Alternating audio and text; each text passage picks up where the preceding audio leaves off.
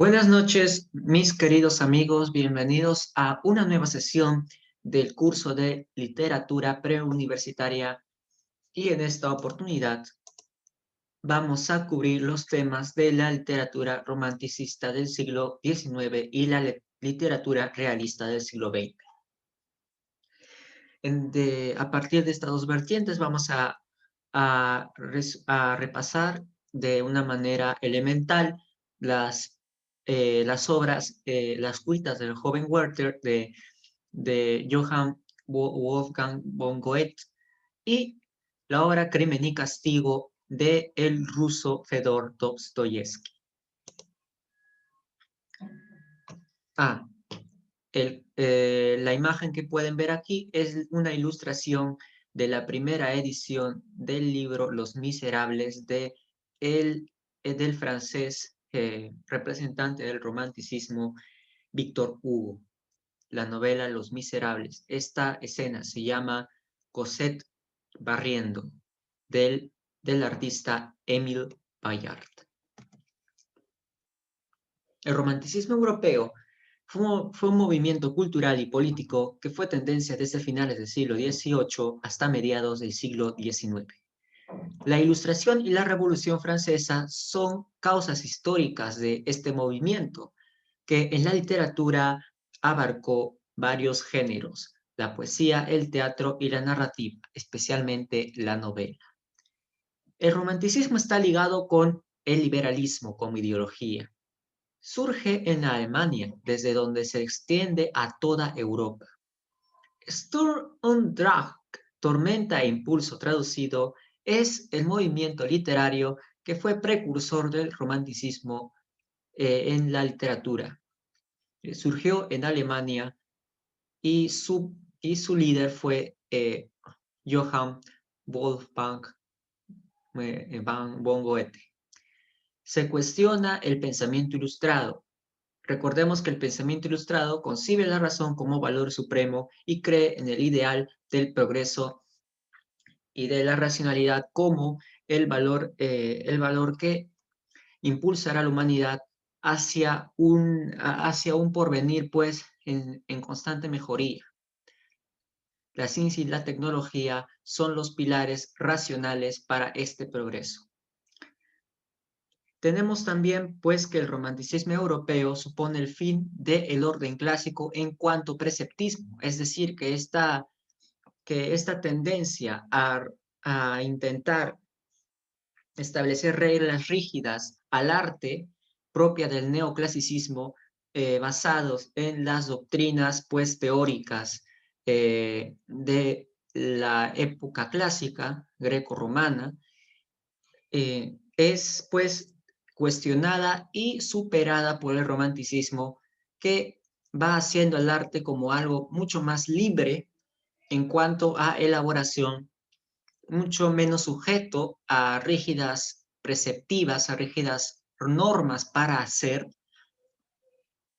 El romanticismo europeo, además, supone la supremacía de lo popular. Entonces se rechaza el elitismo neoclasicista. Recordamos que los neoclásicos hablaban del arte como algo de minorías, el arte excelso como una demostración de una técnica que pues era manejada por una élite letrada, casi aristocrática, podríamos decir. En el romanticismo europeo se exalta también, aparte del yo colectivo, del espíritu nacional, se exalta también el yo individual. Se crea una nueva escala de valores en la que se eleva al yo por encima de la realidad exterior. A esto se le llama subjetivismo, y a la exaltación del yo colectivo se la puede resumir como nacionalismo. También se revaloriza los ideales y figuras del medioevo, como los ideales caballerescos, los ideales del amor cortés, de la mujer amada, también los ideales en torno a la creencia de la fe cristiana, sin que necesariamente aplique a que esta literatura fuese religiosa, sino de que la pasionalidad, la intensidad con que se vivía la religión cristiana y sus ideales alrededor fue rescatado, revalorizado, renovado por el romanticismo europeo. Entonces podemos decir que este movimiento literario, cultural, político, artístico se caracterizó por su entrega a la imaginación y la subjetividad, su idealización de la naturaleza y su libre pensamiento. Algo que no he mencionado anteriormente hasta hace poco es la idealización de la naturaleza, además de el prototipo del buen salvaje, muy preponderante en el romanticismo de Europa. Aquí tenemos algunos representantes del romanticismo. Como podemos ver, aquí tenemos autores como Alexandre Dumas, Victor Hugo y Edgar Allan Poe. Johann Wolfgang von Goethe nació en Frankfurt en 1749 y murió en Weimar en 1832.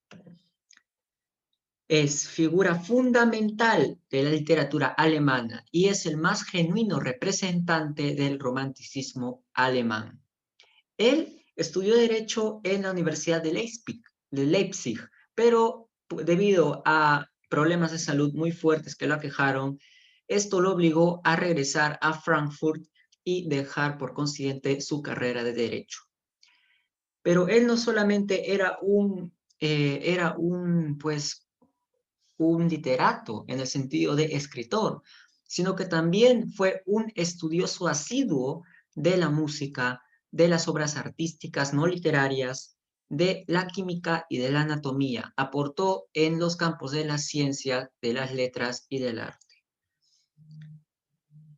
Podemos decir también que él, aparte de su frustrada carrera como abogado y su pasión intelectual por muchas disciplinas, también fue un funcionario que trabajó para Carlos Augusto, el gran duque de Weimar-Sajonia. Este señor, Goethe, inicia el romanticismo alemán con su gran obra Las cuitas del joven Werther, novela epistolar que narra las desdichas de un joven pasional y excesivamente idealista que sufre por un amor prohibido y esto lo lleva a una situación desesperada donde el final para él es trágico. Entre finales del siglo XVIII y comienzos del XIX, él escribe poemas, novelas y obras de teatro. Tiene muchísimas obras, pero entre las más notables tenemos la tragedia Fausto, que es una de las obras dramáticas más importantes de la historia. El poema épico Hermann y Dorotea, una obra tan particular como olvidada, porque es un poema épico realizado con el fin de reemplazar como el héroe. Recordemos que el protagonista, el agente central en la poesía homérica era pues el héroe legendario, el héroe mítico. Aquí se reemplaza por el hombre burgués. Muy curioso, ¿verdad? Y como ya lo habíamos mencionado, la novela epistolar Werther. Para empezar con esta obra, vamos a ver un argumento traído por Reo de Nocturnidad.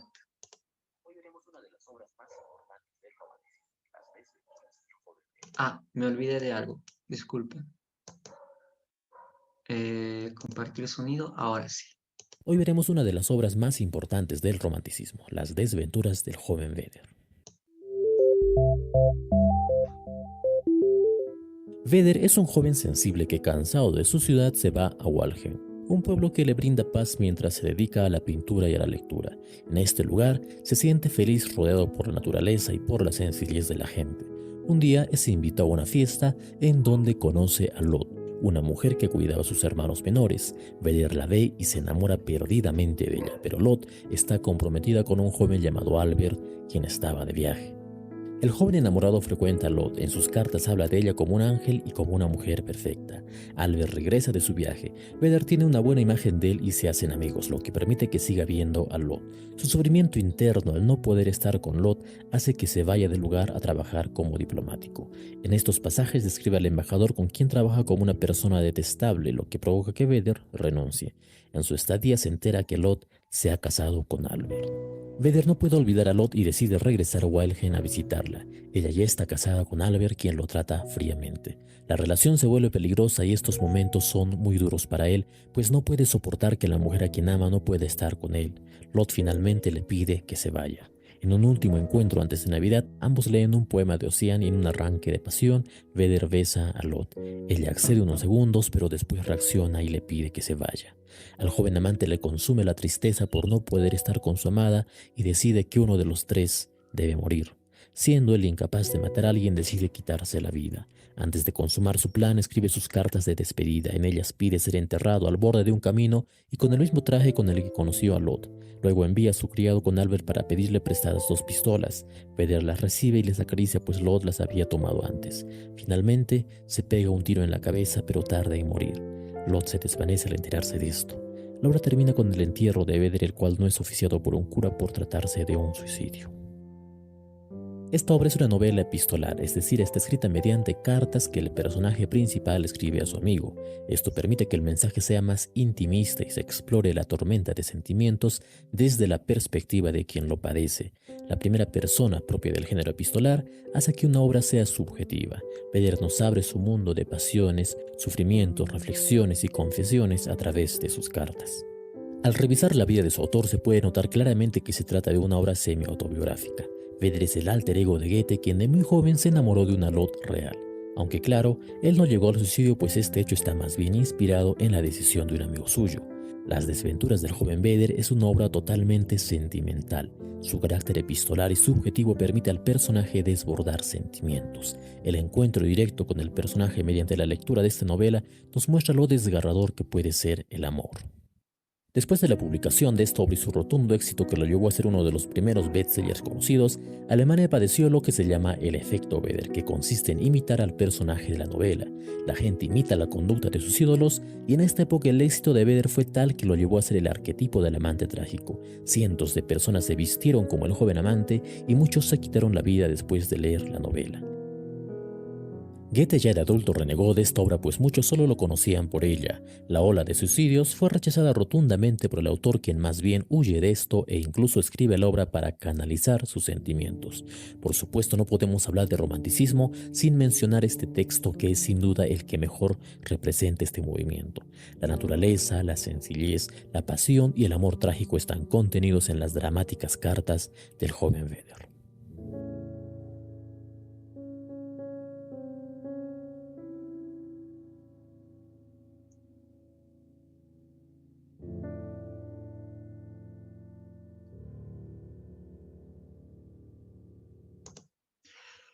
Muy bien, muchachos, hemos visto el argumento Hoy veremos una de de esta obra y ahora vamos a analizarla un poquito. Esta obra pertenece a género narrativo, es una novela epistolar. Su principal tema es el amor imposible. Otros temas son el deseo amoroso, la vida de la burguesía, la exaltación de la naturaleza. Esta obra da inicio al romanticismo intimista y sienta las bases de la novela moderna. Causa un gran impacto en Europa porque, entre otras cosas, hace un contraste entre la sencillez y la belleza y la candidez de la naturaleza y del pueblerino que vive en medio de esta naturaleza, en contraste con la, la sequedad, el automatismo, incluso hasta las actitudes malintencionadas, el comportamiento desagradable de la vida citadina de las personas en la ciudad, ¿no? Eh, esta obra, publicada en 1774, fue la primera gran obra del autor y fue reelaborada en 1782 en la forma que la conocemos ahora. Esta obra, como hemos visto, fue inspirada en buena parte en hechos reales, en la relación que tuvo Werther con Charlotte Booth, de quien se enamoró perdidamente. Sin embargo, nuestro querido amigo Booth no se suicidó y de todas maneras él se casó con otra mujer al final y ella también se casó con otro hombre al final. Tenemos como personajes principales a Werther, el protagonista, el joven apasionado e idealista, amante de la naturaleza, del arte y sobre todo de las mujeres casadas. Carlota, Carlota, interés romántico de Werther, es la dama hermosa que representa el amor prohibido. Y Alberto, el marido de Carlota, es un personaje serio y racional. Es un personaje que es todo lo contrario a Werther, el protagonista. No es un personaje exaltado, es más bien un personaje cauto, un personaje calmado, un personaje templado, templado como el acero. El acero cuando está templado es firme. Así es Alberto. Werther es voluble, voluble como el agua, que adapta la forma del recipiente que lo contiene. Como hemos dicho antes, Werther es un personaje exaltado, que pasa de la felicidad hacia la desesperación y que muchas veces piensa más de lo que la propia obra querría suponer o querría mostrar al lector, que Werther es un personaje un poquito muy egocéntrico.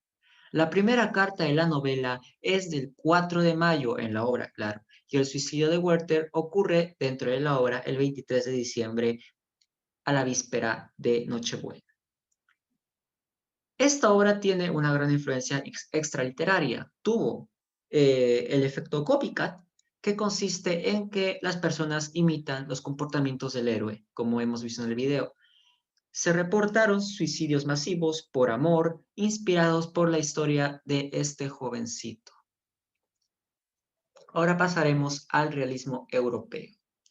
El realismo europeo es un movimiento literario que surge en Francia como reacción contra el romanticismo.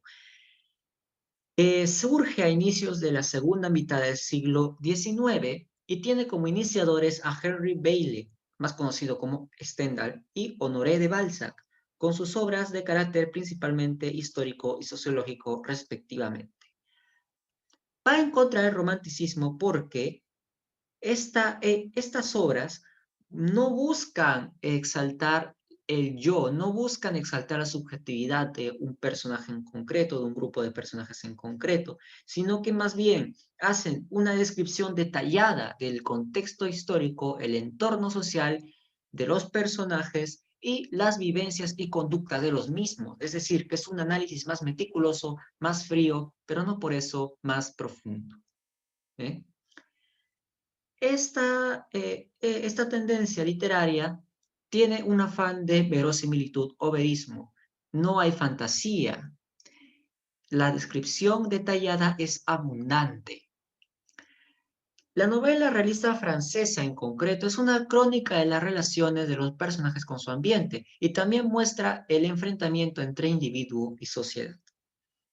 En Rusia tenemos a dos representantes muy importantes como lo son León Tolstoy, autor de Guerra y Paz, quien este autor forma el prototipo de novela histórica que está matizada de agudas interpretaciones filosóficas. Y también tenemos a Fedor Dostoyevsky, autor que veremos a continuación. La novela rusa, aparte de su inclinación por la psicología de los personajes, también se inclina por la fraternidad humana en forma de desencanto y crítica social. Aquí tenemos más representantes. Hemos visto Stendhal, hemos visto a Honoré de Balzac. Honoré de Balzac aquí es considerado como creador de la novela sociológica, no psicológica, sociológica. Aquí tenemos a Charles Dickens, a Benito Pérez Galdós, a Nikolai Gogol, autor de Madre y Almas Muertas, si no estoy mal. ¿Sí o no? ¿Era Gogol? Creo que sí. Bueno, Fedor Dostoyevsky. Fedor Dostoyevsky. Nació en Moscú en 1821 y murió en San Petersburgo en 1881. Estuvo vinculado este señor en su juventud con un movimiento intelectual que iba en contra del autoritarismo zarista. Era un movimiento conspirativo. Por culpa de esta asociación, fue encarcelado y fue condenado a pena de muerte. En carne propia sintió un simulacro de fusilamiento. Sin embargo, se le rebajó su pena a 5 años de trabajos forzados en Siberia y luego quedó desterrado del país hasta 1859. Vuelve de su destierro y regresa a la actividad literaria. Trabaja colaborando con distintos periódicos en San Petersburgo y en ellos suele publicar sus novelas en formato de folletines, es decir, entrega por entrega cada lapso de tiempo, cada semana, cada mes, etc.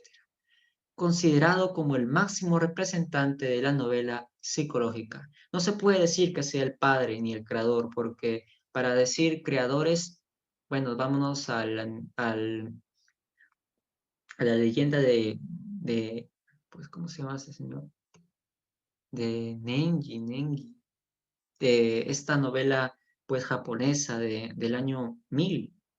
Pero sí podemos decir que de la literatura occidental, y quizás de la literatura universal también puede ser, es el máximo representante de la novela psicológica. Entre sus obras, que son novelas más importantes, tenemos Demonios, El idiota, El jugador, Los hermanos Karamazov, Humillados y ofendidos y Crimen y castigo. Las características generales de su obra son las que siguen. Tenemos que este señor tiende al dramatismo intenso. También presenta en sus obras preocupaciones morales y religiosas. También podemos decir que hace un profundo análisis de la subjetividad de los personajes. Sus obras tienen una hondura psicológica excepcional y por eso muchas veces lo rescata cuando se habla de psicología en la literatura. También tenemos que le da una gran importancia al diálogo. Él muestra las voces de sus personajes, él las muestra constantemente sin que le dé más validez a una u otra. Y también tenemos en su obra, que también se relaciona con su vida y con su ideología, que su religiosidad atormentada se vislumbra en sus obras. Tiene una visión de la cultura europea occidental como decadente y corrupta. Y también está convencido, este señor Dostoyevsky, de que la depositaria de la auténtica religiosidad cristiana es Rusia. Rusia como misión tiene esto de ser la depositaria de la auténtica religiosidad del cristianismo. Ahora vamos a ver el argumento de Crimen y Castigo, la obra que nos toca observar hoy día. Hoy veremos Crimen y Castigo de Fyodor Dostoyevsky. Rodion Raskolnikov es un joven estudiante con problemas Perdón. ¿Qué pasó? económicos. Tiene en mente un plan que va ensayando al visitar a Lena, una vieja usurera. En una taberna conoce a Marmeladov, un hombre quien le confiesa su miseria, el alcoholismo. Su esposa Catalina está decepcionada de él y su hija Sonia tuvo que ejercer la prostitución a causa de este problema. Rodion acompaña a Marmeladov a su casa donde su esposa le recrimina por llegar ebrio y sin un centavo. Rodia contempla esta escena y deja un poco de dinero. Cuando llega a su habitación, recibe una carta de su madre. Su hermana había sido echada de su trabajo luego de ser acusada injustamente por supuestamente seducir a su patrón y ahora se casaría con un hombre llamado Lujin. Rodion entiende que ella lo hará por necesidad y esto le molesta. La idea de matar a Lena va madurando. Ahora está convencido que merece la muerte. Camina hacia su casa, se desanima y termina en una taberna en donde escucha que Lena estaría sola. Esta es la oportunidad. Toma un hacha, toca la puerta, pide un préstamo y sin tiempo para más, le inflige 2 hachazos perpetrando el crimen. Busca las llaves del cofre de dinero, pero escucha unos pasos. Era la hermana, no pueden quedar testigos, debe morir. Sin otra salida, Rodión también acaba con ella. Raskolnikov regresa nervioso a su casa. Al día siguiente recibe una citación de la policía. Rodia desespera y enferma, pero la citación era solo la exigencia de la dueña de casa por su deuda. En la cita escucha sobre los asesinatos perpetrados e instantáneamente desmaya. En su paranoia, esconde lo robado enterrándolo. Seguidamente va donde su amigo Razumikin, quien le había conseguido un trabajo que rechaza. Rodión enferma, tiene fiebre y las pesadillas le atormentan. Delira. En sus alucinaciones ve al jefe de la policía y teme haberle soltado alguna confesión a Razumikin en sus delirios. El médico llega a visitarlo y casualmente hablan sobre el crimen. De esta manera Rodia se entera de que un pintor había sido acusado y detenido. Llega a su habitación Lujin, el prometido. Rodión le recrimina por aprovecharse de la necesidad de su hermana. Una vez solo sale a caminar y siente que sus actos pesan más de lo que puede soportar. En el camino encuentra a Marmeladov, quien había sufrido un accidente. Estaba herido, le queda poco tiempo de vida. Ve a Sonia, su hija, antes de morir y le pide perdón por no haber vencido al alcoholismo. Rodión costea su entierro con el dinero que su madre le había enviado. El juez Porfirio cita a Rodión y parece sospechar de él, pues le recuerda un artículo que tiempo atrás había escrito en el que proponía que hay hombres extraordinarios que se pueden dar el derecho de hacer justicia. Raskolnikov, en su nerviosismo, le dice: «Yo no vi nada». Svidrigailov, que era el patrón que acusó a Dunia de seducirle, le pide a Rodión una cita con ella que él rechaza. Lujin acusa a Rodia ante su madre y hermana por haberle dado dinero a Sonia y después de momentos de tensión es finalmente echado. Rodión sugiere a Pulcheria y Dunia separarse de él.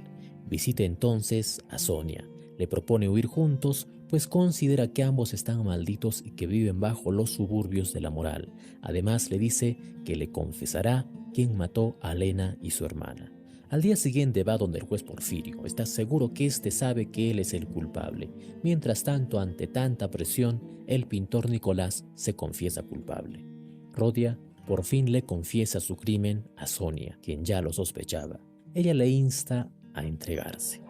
El juez visita a Rodia y con la mirada resuelta le afirma que él es el culpable y le recomienda entregarse a la justicia. Por otro lado, Svidrigailov le dice a Dunia que su hermano era el asesino, pues le había escuchado confesándoselo a Sonia. Él quiere estar con Dunia y trata de forzarla, pero ella saca un revólver para detenerlo y logra irse. Svidrigailov finalmente toma el arma y se da un tiro. Dunia ahora ya sabe la verdad y también insta a Rodia a entregarse. Por último, Raskolnikov decide entregarse a la justicia y es condenado a 8 años de trabajo forzado en Siberia. Sonia lo acompaña siempre. Razumikin y Dunia terminan casándose. Sonia y Rodia esperan la libertad para estar juntos.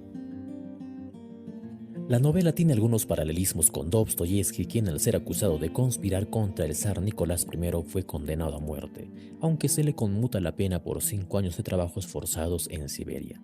Esta es la obra capital de la literatura rusa. Como su título lo dice, trata sobre el asesinato y la propia condena. Rodión parece no haber dejado pistas, pero ellas subyacen en su propia conciencia que no lo deja en paz.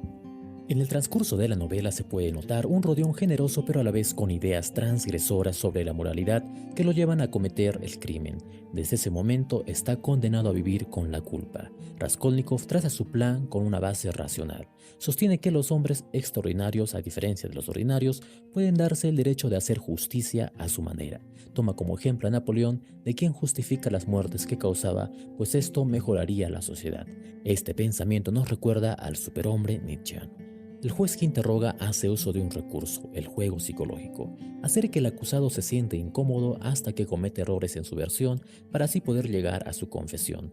De hecho, Crimen y Castigo es una novela psicológica por todo el mundo interior que Rodión padece, aunque no deja de ser también una novela policial.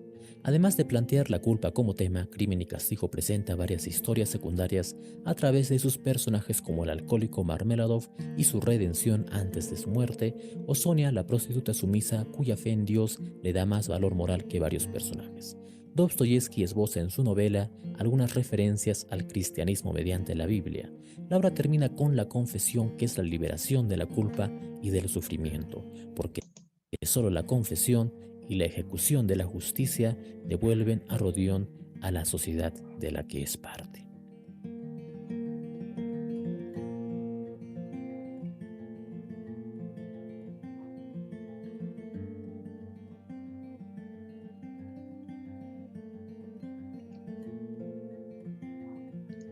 Hoy veremos Crimen. Muy bien. Crimen y Castigo, recuerdo cuando lo he leído, esto es una obra muy extensa y les quiero contar una pequeña anécdota. Yo lo leí el verano de este año y fue una de las lecturas más intensas que he vivido. Y no recuerdo un final que haya despertado en mi mente tantos colores sobre los personajes y sobre un ambiente opresivo que pasa a ser amplio, que pasa a ser bondadoso y que poco a poco se va haciendo más esperanzador al final, que el final por lo menos, ya si quieren negar todo lo bueno de esta obra, no pueden negar que el final es muy, muy satisfactorio. Bueno, ya dejándonos de anécdotas que no vienen al caso, podemos decir que Crimen y Castigo es una obra publicada por primera vez en 1866 en formato de folletines, en 12 entregas. Es una obra del género narrativo, naturalmente, de la especie novela. Su tema principal es la expiación de la culpa por medio del tormento psicológico. Aquí entra en juego como un agente principal, como un actor principal en la obra, el asesinato y la confesión del crimen. Otros temas que se ven en la obra son el conflicto ético entre una moral cristiana humanitaria, representada por Sonia, y una moral intelectualista antihumanitaria, representada por Rodion Raskolnikov. También vemos el amor como factor de regeneración moral, que este aspecto lo observamos ya al final de la obra, y la pobreza y los problemas sociales, por los cuales también sufre Raskolnikov y su familia, también Sonia y su familia. Tenemos también que esta obra tiene una estructura doble, o dos vertientes, o dos perspectivas, una perspectiva policial y una perspectiva psicológica. En la estructura externa tenemos que esta obra es una novela policial, porque se está intentando resolver el caso de un crimen. Y la estructura interna se corresponde con una novela ética y psicológica, porque se discute y se analiza un caso en el que se implican cuestiones éticas y cuestiones morales, aparte de relaciones psicológicas y una exploración interior psicológica bastante aguda, bastante honda. Es una novela, como ya he dicho, sumamente extensa y compleja. El foco de interés de esta obra, el principal foco de interés, está en la psicología y conflictos morales del protagonista. Rodión se convence de razones humanitarias y antihumanitarias para cometer su crimen. Rodión, entre las razones humanitarias que sostiene, puede alegar que Alien Ivanov es un lastre para la sociedad y debe ser exterminado porque solo lo único que hace es generar perjuicio. Se puede considerar humanitario. Y entre una razón antihumanitaria está esto de que se relaciona, siempre que se habla de esta obra, se relaciona con el pensamiento del Übermensch de Friedrich Nietzsche, que se habla del superhombre y todo esto. Bueno, algo parecido hay en esta obra. Él se considera, Rodión, un ser humano superior, pues tiene derecho a superar la moralidad ordinaria y acabar él mismo con el lastre social si nadie lo va a hacer. Aquí también tenemos que el protagonista, después de cometer el asesinato y tras las crisis terribles que sufre a causa de la conciencia que lo atormenta, él luego pone en duda sus convicciones e involuntariamente se va delatando ante los investigadores del crimen, a veces sin que estos investigadores pues parece que sospechen de él, parece que no sospechan. Raskolnikov logra comprender las grietas de su ideario gracias al amor de una mujer, como lo es Sonia, que es aparentemente ruin por ser una prostituta. Sonia, irónicamente, hay que decirlo, representa la luz de esperanza cristiana en el fondo del abismo de la culpa. Ahora vamos a ver unas pequeñas preguntas tipo admisión. Tenemos 4 minutos para hacer algunas cuantas, así que vamos a ir avanzando.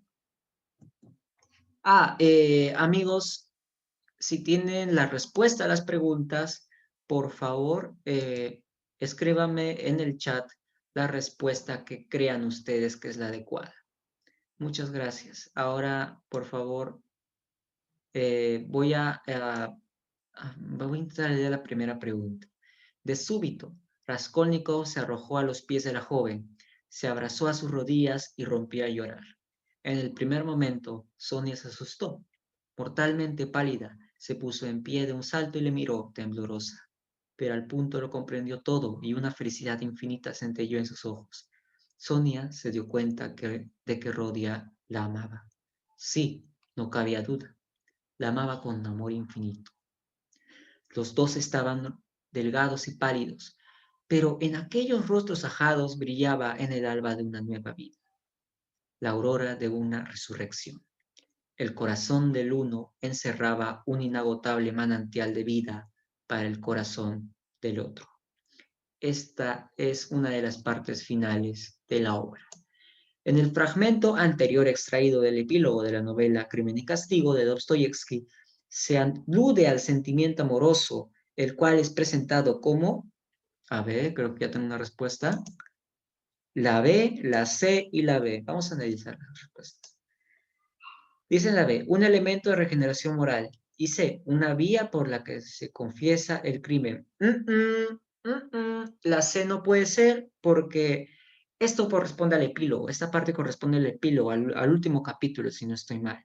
Y esta parte es en la cual Rodió demuestra indirectamente su amor, confiesa indirectamente su amor a Sonia. Eh, Aquí se demuestra que el amor que Rodión puede sentir por Sonia hace que el protagonista eh, configure su visión de la vida y decida a través de su acto eh, considerar el amor como una forma de redimirse de todo lo que ha hecho. Entonces la respuesta es la B. Así es. Ahora tenemos la número 2. Leo. Cuando bajaba los escalones eran sus botas, sus elegantes botas bien lustradas y con anchas vueltas rojas, lo que primero se veía.